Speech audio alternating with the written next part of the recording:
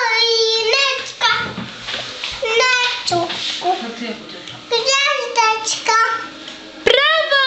Ingi tutaj niebie i tam bardzo smutno. Może ktoś na nią przyniesie chociażby malutką. Nie wiem, co i dalej. Muszę sobie ogrzać nogę, bo mi jest zimno w nogi. Muszę sobie ogrzać. Aha, na kaloryferze, tak?